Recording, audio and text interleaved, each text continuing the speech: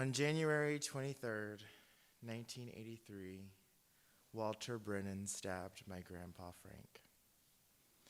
Back then, everybody called him Frank, Mickey, Mitchell, and the three children that mourned his presence called him Dad. The promotion to Grandpa only happened a decade after his murder. An oven dissipating heat, linoleum scratched and sticky with syrup, an old wooden two-seater breakfast table with fold-down flaps, a drafty white window painted shut, a teetering rickety fan. That's how I imagined my grandpa Frank lying in his own blood thick as grits. I touch and hold the haunting nightmare as if I was there. I wasn't there. But life doesn't care about that. If only we were impacted by the things that we've actually seen, touched, and smelled, we can still have a full body experience without having a full body experience. I remember that date because my family said it so frequently, 0123, 1983, 0123, 0123, 83. So many times I sat in the back seat as my mom passed through Denmark, South Carolina, barreling down US 78 towards our home in Florence, South Carolina, with a cursory pleasant reflection, that's where my grandpa went to college, I had thought. Hold my breath for 2 seconds and we're already out beyond this one stoplight town. Only thing faster was to invent playful, affirming stories in my mind of the grandpa I never met. Grandpa's singular picture hung on the hallway walls, also with Grandma Dorothy's awards, and I remembered about him sometimes. I wondered. I heard tales that actually made him out to be a larger-than-life figure, how he shattered glass ceilings with his bare hands. He became the first black ticket master at the train depot in Florence. I see him now, Grandpa Frank standing at the booth, tall, slim, dark, and sturdy like a palmetto pine, speaking to white passengers, fog accompanying each breath in the morning coolness. A wedge of light shines on his dimples. He passes a ticket. Its yellow stub contrasts his white gloves, whiter than his worn eyes. Well acquainted to the diesel exhaust fumes, he smiles anyways and maybe says something interesting. Florence, halfway between Miami and New York. You're almost there. Safe travels. He did his job and then some, paving the way for other black ticket masters. Eventually, Grandpa Frank was unable to keep smiling at white people, some of whom called him a nigger and spat on him.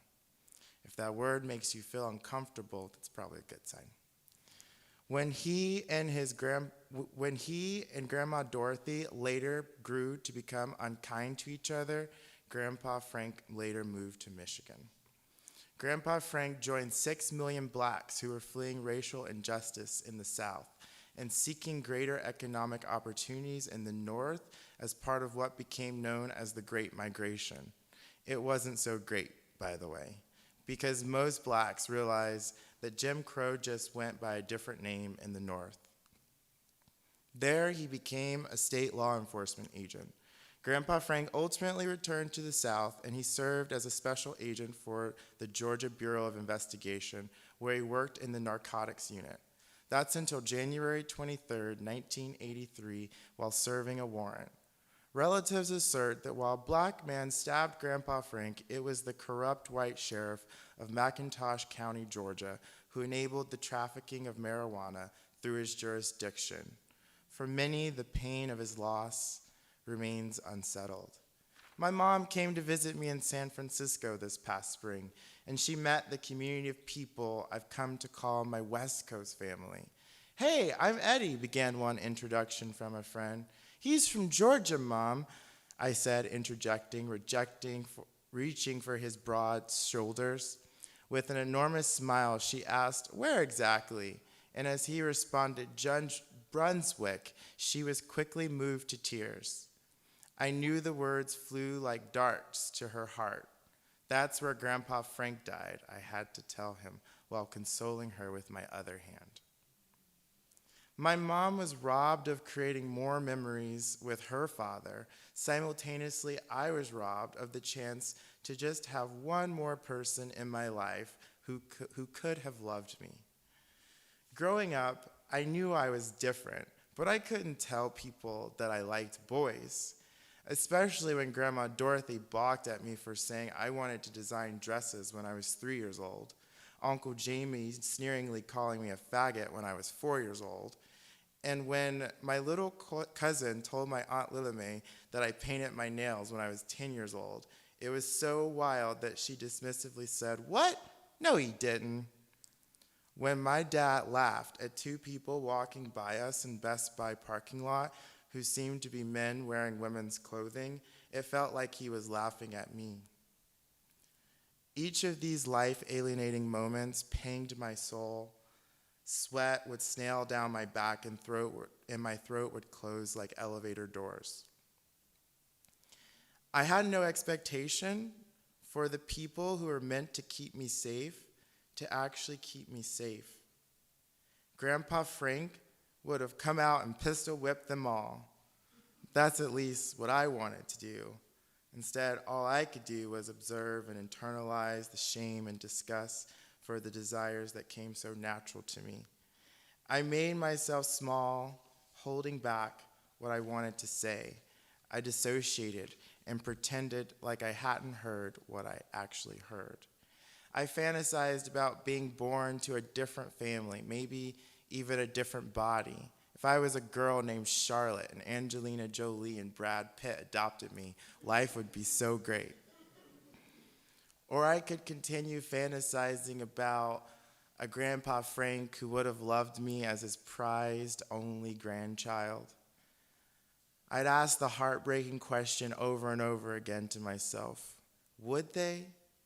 Would they love me if they knew I was different?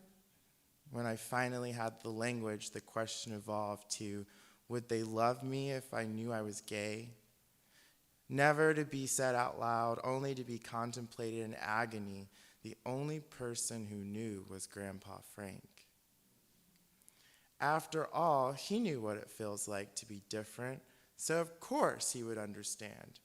He knew what it's like to not have examples of people to look up to be the first.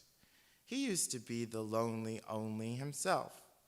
He knew that despite the alienating messages he'd received directly and indirectly throughout his life, no one shaped his destiny more than he would. I could do two things: acknowledge that my Grandpa Frank was brutally murdered, and find an affirming message about what happened. It was one of the tools I used to help me get through the pain of being different.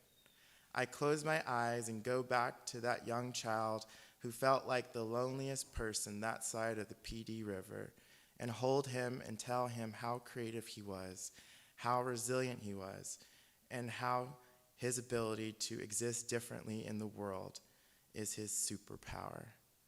It's my superpower.